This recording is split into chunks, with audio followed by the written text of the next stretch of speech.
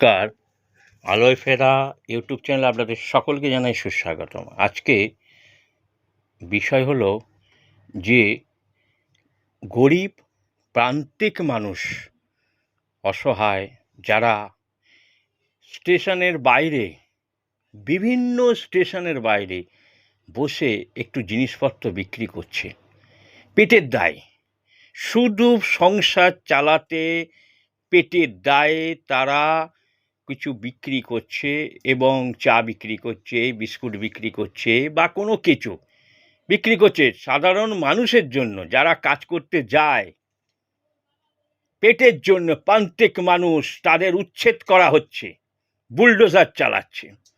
এইসব স্বার্থান্বেষী কিছু রাজনীতিক নেতারা এই সমস্ত করছে।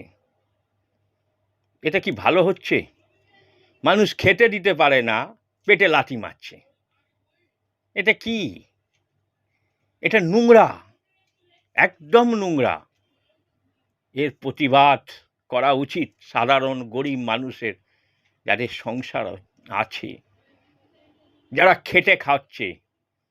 এত বছর ধরে কেউ কোনো দিন কিছু বলেনি।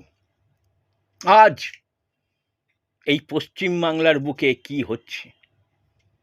নোংরামো হচ্ছে। তাই এইটা প্রতিবাদ করা উচিত, প্রতিবাদ হওয়া উচিত।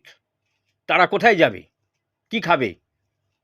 তার কোনো নেতা মন্ত্রীরা গল্ফ খেলছে? হ্যাঁ, মন্ত্রী হয়েছে, গল্ফ খেলছে? এটা চলবে না, চলতে পারে না। নমস্কার।